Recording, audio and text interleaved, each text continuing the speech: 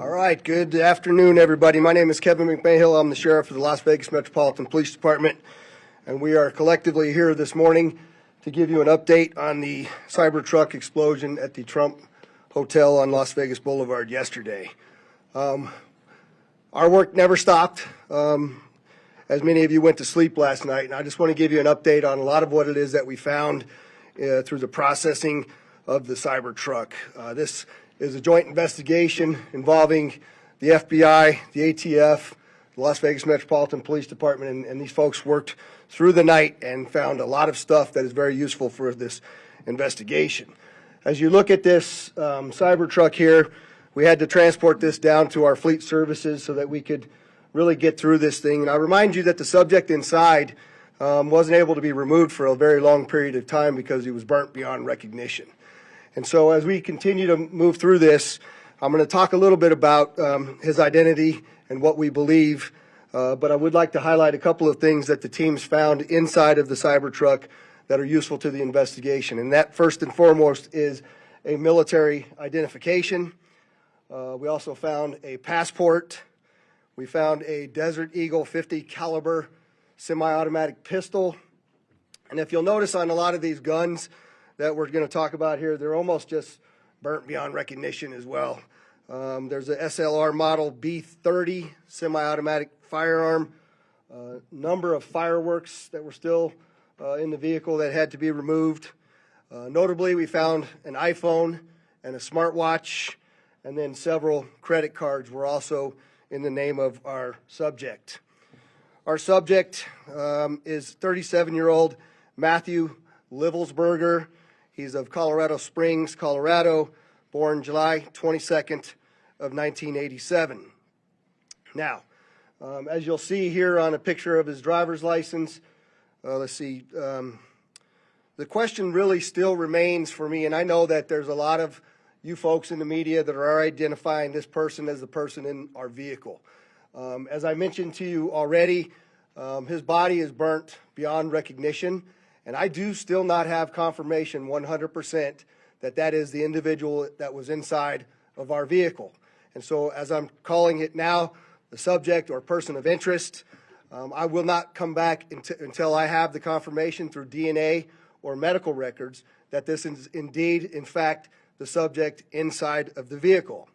Now, further complicating this identification of this individual, we also discovered through the coroner's office that the individual had sustained a gunshot wound to the head prior to the detonation of the vehicle. One of the handguns was found at his feet inside of the vehicle. Obviously, in how we're trying to identify him, and I'm feeling comfortable to give you this information, is a tremendous amount of substantial evidence to include he rented the Turo vehicle. There are two tattoos, one of which was on the stomach and one of which is on the arm, that we can see bits and pieces of it as in comparison to what it is that we now know he had on his body. That has given us a lot of confidence that this is, in fact, the same person. As well as the clearly obvious, which is the credit cards, the military identification, the passport. And then furthermore, as you'll see here in just a very short period of time, we tracked his movements from Colorado to Las Vegas, and in a number of the photographs that we were able to determine, he was the individual that was driving the vehicle. And also, I'd like to iterate this point to you. We still have only ever seen him in this vehicle, and we're not aware of any other subjects involved in this particular case. Now, I would like to acknowledge a couple of things because I know what's going on in the social media world, and there are a number of things in this case that are similar to the attack in New Orleans. We do know that our subject here served in the military. In fact, he's a current member of the military. Both of the subjects served at Fort Bragg, North Carolina. What we do know about that is it's a very large military base, and we have no record that they served in the same unit or even at the same years at Fort Bragg, something that continues to remain under investigation. I also know that they both served in Afghanistan in 2009. We don't have any evidence that they were in the same province in Afghanistan, the same location, or the same unit. Again, something else that remains under investigation. And we also know, of course, that they both used the rental company Turo to rent their vehicles.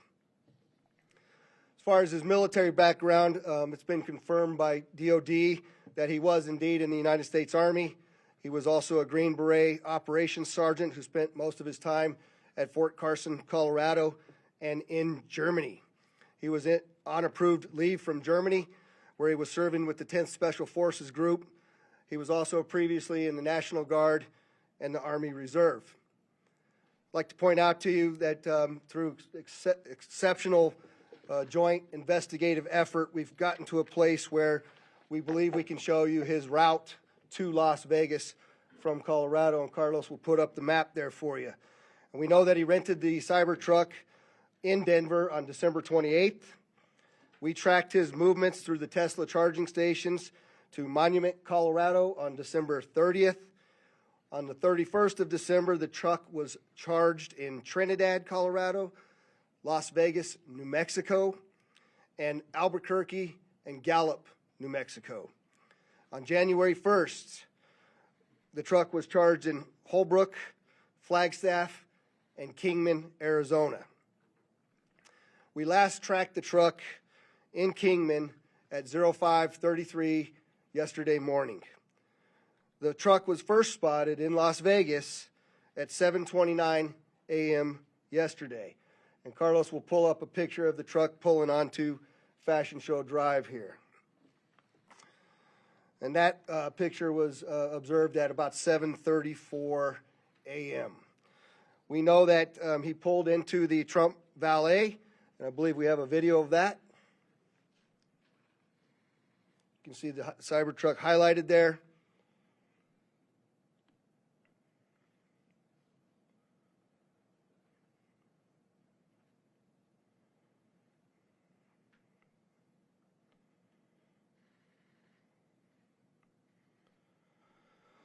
So through extensive surveillance video, we were able to track him leaving there, and we know that he went to several different places along Las Vegas Boulevard, and he spent some time in a parking lot of a business near Flamingo and Las Vegas Boulevard.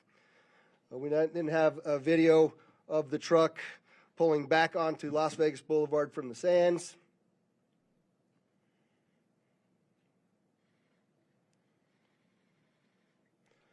See that there?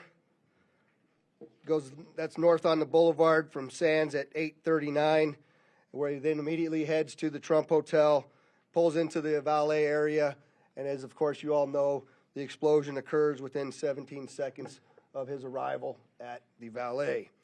There's some additional investigative updates that are going to be provided to you by a couple of the other speakers here, the first of which will be our special agent in charge of the FBI local office, Spencer Evans. Spencer? Good morning. My name is Spencer Evans. I'm the Special Agent in charge of the FBI's Las Vegas Division. As the Sheriff mentioned, we've been working through the night with our partners, the Las Vegas Metropolitan Police Department and other agencies, to gather all the facts and determine a motive to what was initially reported to the FBI as a bombing incident, to which our Special Agent bomb techs and others responded. Obviously, we're always concerned in these sorts of events to ascertain what the motive is. We understand that's at the forefront of everyone's thoughts. And so looking into exactly what the motivation is remains our #1 priority. This is why the FBI's Joint Terrorism Task Force has been brought into play. The Joint Terrorism Task Force, most important part of that acronym is joint. It is done in concert with our partners, which are comprised of more than a dozen investigative agencies here throughout the state of Nevada. We've been working hand in glove, side by side, tirelessly to determine, is there any ongoing threat to the public, to identify the subject, to determine any potential connection to other events going on in the world, most notably in New Orleans, and then obviously to determine if there's anything else that we need to be tracking down. At this time, as the sheriff's pointed out, we feel that the subject has been identified, although not conclusively, waiting for DNA evidence on that front. However, we do feel like we have the subject identified, and at this time there is no information about additional subjects that the FBI is tracking on. Our resources, as I mentioned, that have been deployed in support of this event include Special Agent bomb techs, our evidence response team, which is processing crime scenes, side by side with the forensics folks from Las Vegas Metropolitan Police Department, our investigators, our intelligence analysts, and then outside of the FBI Las Vegas field office, we have investigative leads that are being conducted by FBI field offices both internationally and domestically as well. As always, when the FBI is involved with any sort of case like this, we ask for help for the public. Anyone with information related to this incident, we encourage you to please call 1-800-CALL-FBI, or you can submit a tip online at tips.fbi.gov. We've already received thousands of tips related to this incident. The challenge that we face moving forward is to separate those that are pertinent and relevant and those that can be verified for those, from those that have not. For example, one of the tips that we received just today relates to information alluding to this subject's personal experiences related to his time and activity in the military. Again, that's unverified and uncorroborated, but one of many tips and leads that we will be following up in the days that come. If you have any additional information, again, encourage everyone, 1-800-CALL-FBI or submit it online, tips.fbi.gov. We will tirelessly work to exhaust all investigative leads and conclusively determine what the nature of this particular incident was, what the motivation was, and to the extent possible, share all that information as we obtain it. I'll now turn some time over to the Assistant Special Agent in charge from the ATF, Kenny Cooper.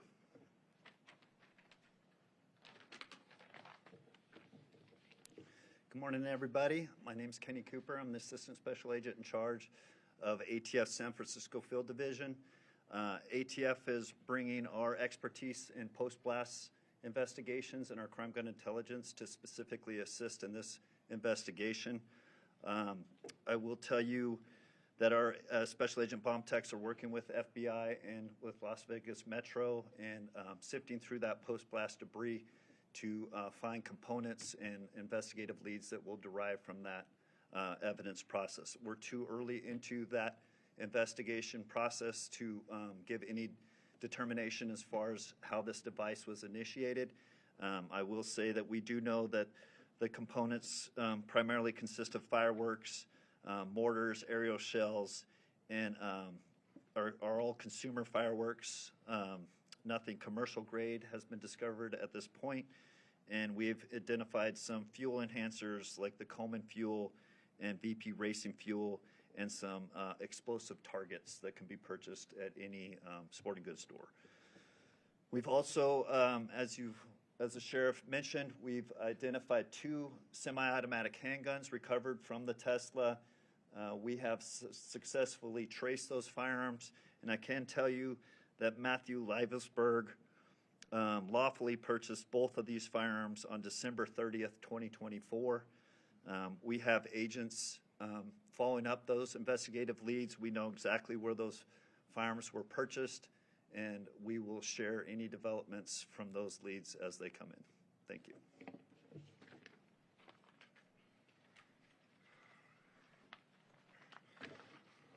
We also have the Clark County Fire Chief here, John Steinbeck, and he didn't have any additional updates, but if there's any questions in regards to what the fire department did during this, he's here to answer those questions as well. With that, I'd just like to say before I take a couple questions from all of you, you'll notice that we're not releasing information that we haven't corroborated and verified. We're very well aware of all of the things that are going around on social media. But that's just the way we're going to conduct this investigation. We're not putting it out until we can tell you for a fact what information it is that we're putting out. And so we're going to continue to do that, but I'm also confident to tell the Las Vegas community and this great nation that we don't believe there's any further threat from this subject or anybody associated to him here in Las Vegas. With that, Denise, I saw you had your hand up. If you could just identify yourself, please.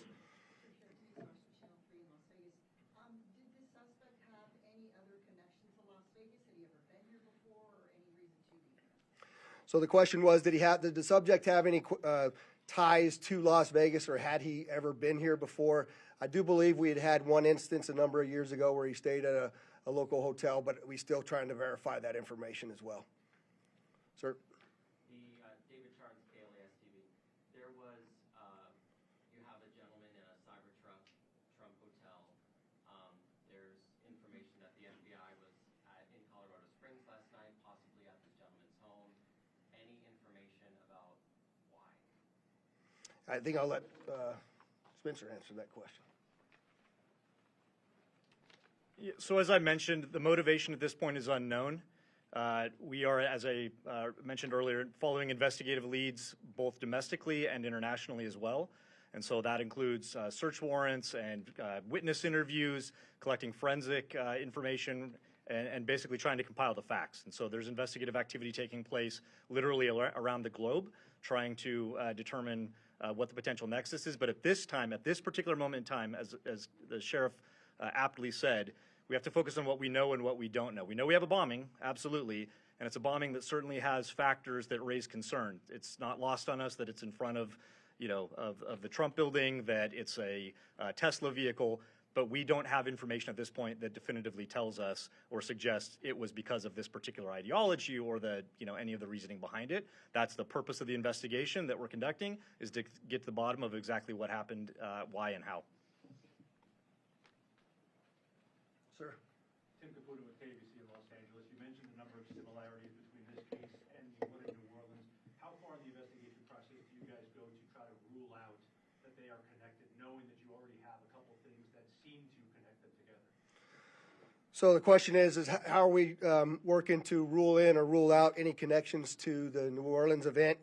And the answer to that is every tip and lead that comes in, every piece of evidence that comes in, we don't discount it. We work it through it. It's a interesting thing during these kinds of investigations that if these turn out to be simply similarities, very strange similarities to have. And so we're not prepared to rule in or rule out anything at this point.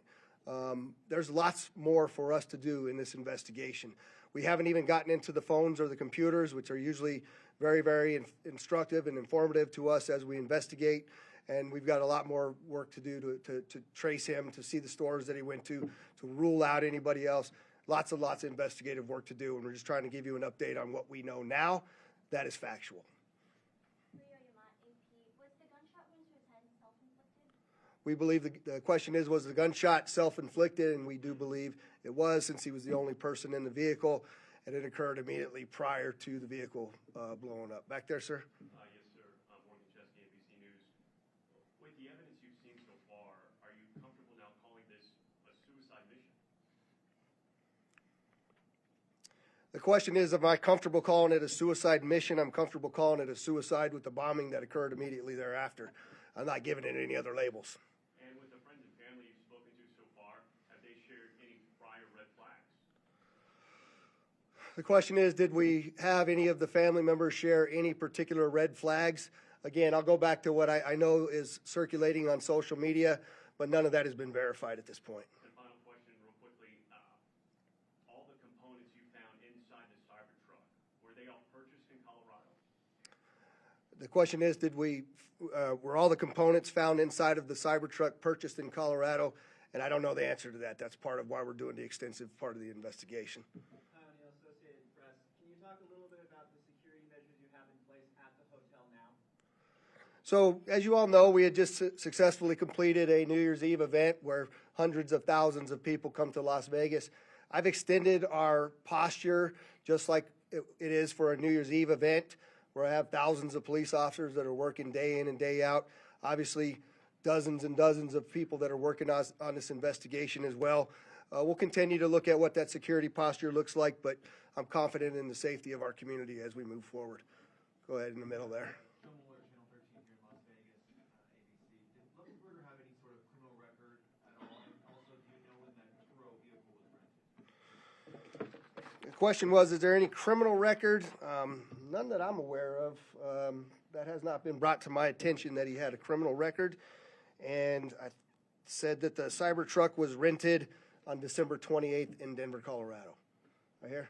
Hi, Stephanie Price, Fox News. Hi. Hi. Have you guys been able to verify that he checked into the Resort World Hotel the day before this? The question is, do we know if he checked into the Resorts World the day before this? I'm not aware of that information. Sir? Mike Allen, Fox 5 Vegas. You mentioned increased security presence at the Trump International. Is that going to extend further along the Strip, or is it just there? And how long do you anticipate that? The question is generally about the security posture, and that's entirely our entire community, not only Fremont Street and the Strip, but surrounding neighborhoods as well. just to make sure that we have the community feeling that level of safety that they need to feel after an event such as this. Right next to you there. Katie from the Las Vegas Review-Journal. How exactly were you guys able to use the charging stations to track the car's wheel? The question is, how were we able to use the charging stations to track the vehicle all the way through? And I'm not exactly sure how to answer that question just yet. I know that there's some capability by being able to determine that the car is connected to the charger. One of the things that we're looking for is anybody that may have been at the charging location at the same time. We're looking to try to identify them because their vehicles would have also had cameras that would have taped anybody in and around them. We're trying to get people that may have been in the same locations at the same time that have video on their vehicle that could provide that video to us as well. I'll take two more. Go ahead. Can you talk about the damage being contained by the Cybertruck itself, and do you think that plays into whether he was aiming to hurt others, or was it a public suicide? Yeah, the question is about the Cybertruck and the lack of damage to the Cybertruck and containing the explosion. Carlos, if you could put that truck back up there, it might be helpful. But, you know, you'll see if you look on the outside of that vehicle, it's hard to tell from that photograph. But other than the windows being gone, that's a bit more disassembled than it was at the scene, and the back area being blown off. There's no evidence of physical damage to the sides of that vehicle. And so the explosion that was in that vehicle sort of vented out and up, but it didn't even damage the glass doors at the trunk. So I'm not sure what that means. I also know that there's a number of unexploded pieces of the things that he had inside of that vehicle. And so I just don't think that it was done as well as he was expecting it to be done. But go ahead. Vegas with Univision Vegas. I was wondering, were you able to recover the video from the Cybertruck, or was that destructive? So the question is, are we able to recover the video from the Cybertruck? And many of you may know that those Cybertrucks contain a tremendous number of cameras. Again, Mr. Musk has sent out a number of his folks that will be arriving here this afternoon with the intent to try to capture the part of that captured all of the video from inside of the truck. Sir? Just quickly, you had mentioned a number of the components in the back of the truck that did not go off. Maybe this is a better suited question for ATF, but when it comes to the rudimentary nature of the bomb, I think we mostly think of a bomb that is connected. This seems like individual kind of incendiary and combustible components put together. Can you speak to how you think this is a bomb, or was it just several pieces of things that might blow up and might explode that were just lit and gone off at the same time? Yeah, I'll tell you, it does appear that it was, I just want to be careful with my language here, but the level of sophistication is not what we would expect from an individual with this type of military experience.